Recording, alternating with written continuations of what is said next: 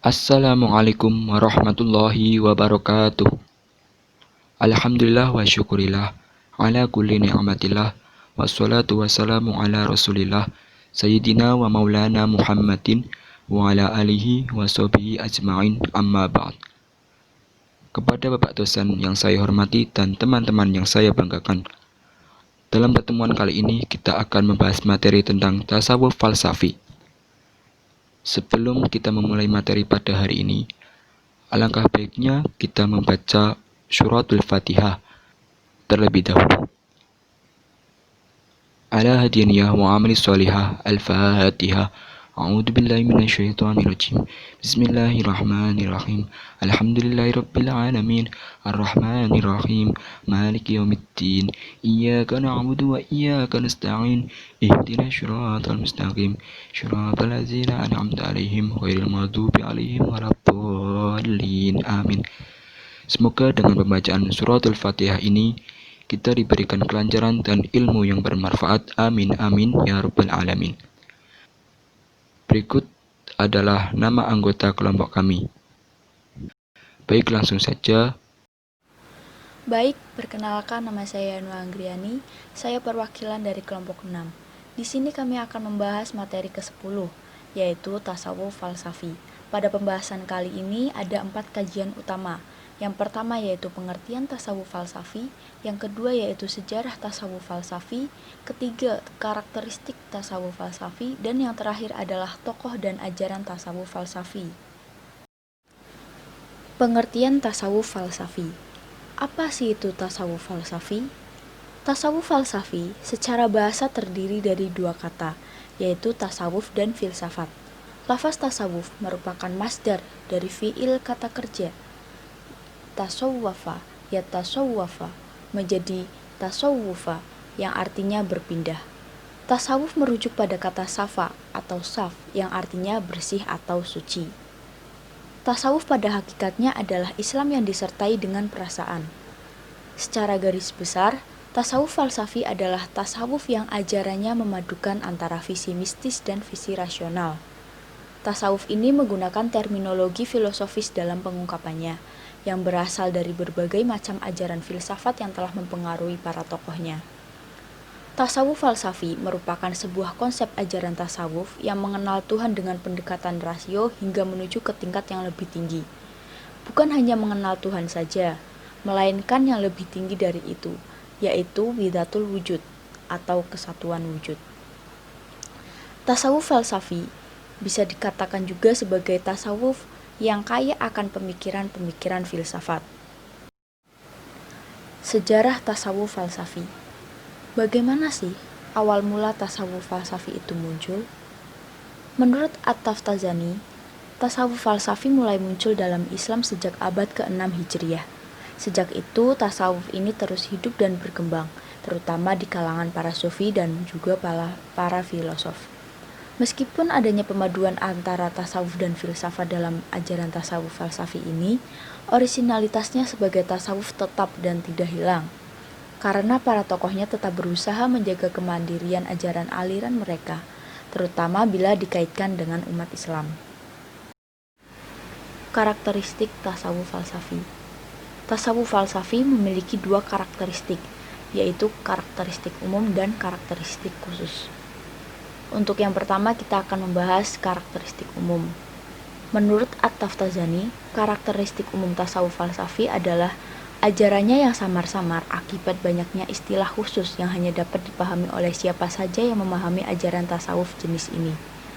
Tasawuf falsafi tidak dapat dipandang sebagai filsafat karena ajaran dan metodenya didasarkan pada perasaan, tetapi tidak dapat pula dikategorikan sebagai tasawuf dengan pengertian yang murni, karena ajarannya sering diungkapkan dalam bahasa filsafat dan lebih berorientasi pada panteisme.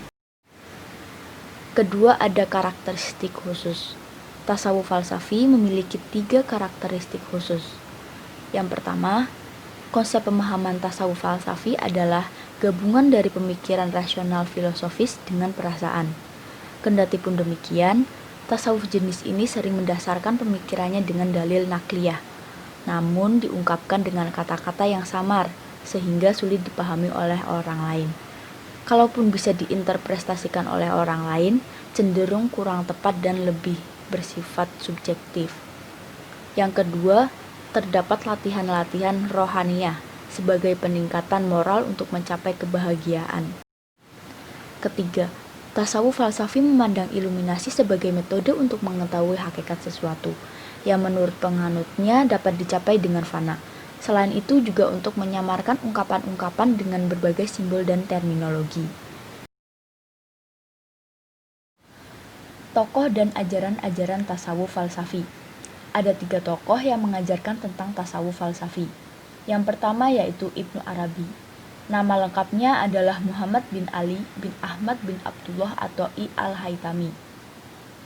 Ia lahir di Murcia, Andalusia Tenggara, Spanyol, tahun 560 Hijriah. Ia berasal dari keluarga berpangkat, hartawan, dan ilmuwan. Pada tahun 620 Hijriah, ia tinggal di Hijaz dan meninggal dunia di sana pada tahun 638 Hijriah. Sebelumnya ia juga pernah tinggal di Sevilla, Spanyol. Di sana ia mempelajari Al-Quran, hadis, serta fikih pada sejumlah murid seorang faqih Andalusia terkenal, yaitu Ibnu Hazm Az-Zahiri. Ajaran-ajaran tasawuf Ibnu Arabi ada 3. Yang pertama yaitu wahdat al-wujud. Wahdat al-wujud adalah ungkapan yang terdiri dari 2 kata, yaitu wahdat dan al-wujud. Wahdat artinya sendiri, tunggal atau kesatuan, sedangkan al-wujud artinya ada. Dengan demikian, wahdat al-wujud berarti kesatuan wujud. Yang kedua, hakikoh Muhammadiyah. Menurut Ibnu Arabi, Tuhan adalah pencipta alam semesta. Wujud Tuhan sebagai wujud mutlak, yaitu zat yang mandiri dan tidak berhajat kepada suatu apapun. Sedangkan wujud hakikoh Muhammadiyah sebagai emanasi pertama dari wujud Tuhan. Dan dari sinilah muncul segala wujud dengan proses tahapan-tahapan. Yang ketiga ada wahdatul adyan. Ibnu Arabi memandang bahwa sumber agama adalah satu, dan semua itu kepunyaan Allah. Dengan kata lain dapat dinyatakan bahwa ibadah yang benar hendaknya seorang abid memandang semua apa saja sebagai bagian dari ruang lingkup realitas zat Tuhan yang tunggal. Tokoh yang kedua yaitu Al-Jili. Nama lengkapnya adalah Abdul Karim bin Ibrahim Al-Jili. Ia lahir pada tahun 1365 di Jilan, sebuah provinsi di sebelah selatan Kaspia, dan wafat pada tahun 1417 Masehi. Ia adalah seorang sufi yang terkenal dari Baghdad. Sebuah sumber mengatakan bahwa ia pernah melakukan perjalanan ke India tahun 1387 Masehi. Kemudian belajar tasawuf di bawah bimbingan Abdul Qadir Jailani, seorang pendiri dan pemimpin tarekat Qadariyah yang sangat terkenal. Di samping itu, ia juga berguru pula kepada Syekh Syarafuddin Ismail bin Ibrahim Al-Jabarti di Yaman pada tahun 1393 sampai 1403 Masehi. Ajaran tasawuf Al-Jili ada 2. Yang pertama yaitu insan kamil. Insan kamil berasal dari bahasa Arab, yaitu insan dan kamil. Secara harfiah, insan berarti manusia dan kamil berarti sempurna. Jadi, insan kamil berarti manusia yang sempurna. Yang kedua, maqamat. Al-Jili sebagai seorang sufi dengan membawa ajaran insan kamil, maka ia juga merumuskan maqam atau tingkatan yang harus dijalani oleh seorang sufi. Di antaranya Islam, iman, as-sholah, ihsan, sidqiyah, dan qurbah. Tokoh yang ketiga yaitu Ibnu Sab'in. Nama lengkapnya adalah Abdul Haq Ibnu Ibrahim Muhammad Ibnu Hasir, seorang sufi yang juga filosof dari Andalusia. Ia dipanggil Ibnu Sab'in dan digelari Qutbuddin dan dikenal pula sebagai panggilan Abu Muhammad. Ia berasal dari keturunan Arab dan dilahirkan tahun 614 Hijriah di kawasan Murcia dan lahir dari keluarga terhormat. Dia mempelajari bahasa Arab dan sastra. Dia juga mempelajari ilmu agama dari mazhab Maliki ilmu-ilmu logika dan filsafat. Dia mengemukakan bahwa guru-gurunya itu adalah Ibnu Dihaq yang dikenal dengan Ibnu Mir'ah. Ajaran tasawuf Ibnu Sab'in ada dua. Yang pertama yaitu kesatuan mutlak. Ibnu Sab'in adalah penggagas sebuah paham dalam kalangan tasawuf filosofis yang dikenal dengan paham kesatuan mutlak.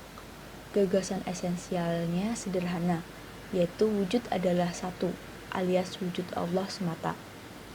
Ajaran yang kedua yaitu penolakan terhadap logika Aristotelian. Paham kesatuan mutlak telah membuatnya menolak logika Aristotelian. Terbukti dalam karyanya Bud al-Arif, ia menyusun suatu logika baru yang bercorak iluminatif sebagai pengganti logika yang berdasarkan pada konsepsi jamak. Ibnu Sab'in menamakan logika barunya itu dengan logika pencapaian kesatuan mutlak. Tidak termasuk kategori logika yang bisa dicapai dengan penalaran, tetapi termasuk tembusan ilahi yang membuat manusia bisa melihat yang belum pernah dilihatnya maupun yang pernah didengarnya. Dari pemaparan dan pembahasan yang sudah kami sampaikan tadi, dapat disimpulkan bahwa tasawuf falsafi adalah sebuah konsep ajaran tasawuf yang digunakan untuk mengenal Tuhan lebih dalam dengan menggunakan penalaran rasionalitas. Dalam hal ini ada 3 tokoh yang sangat berpengaruh, yaitu Ibnu Arabi, Al-Jili, dan Ibnu Sab'in. Sebagai seorang muslim, seharusnya kita mempelajari ilmu tersebut. Dengan menelaah ilmu tasawuf falsafi, kita dapat menambah hasanah keilmuan sekaligus dapat mengambil hikmahnya, sehingga kita dapat membandingkan dan mempraktekkan hal-hal baik dalam kehidupan sehari-hari yang akan berdampak pada ketentraman dan kedamaian hidup. Sekian pemaparan materi tentang tasawuf falsafi dari kelompok kami. Sebelumnya kami ingin berterima kasih kepada Bapak Dosen Helmi selaku dosen pengampu mata kuliah ilmu tasawuf yang sudah mempersilahkan kelompok kami untuk memaparkan materi. Dan juga terima kasih kepada teman-teman yang sudah ikut berpartisipasi pada perkuliahan siang hari ini. Semoga ilmu yang kami paparkan dapat berguna bagi kita semua. Sekian dari kami, kurang lebihnya minta maaf. Wabillahi taufiq walhidayah. Wassalamualaikum warahmatullahi wabarakatuh.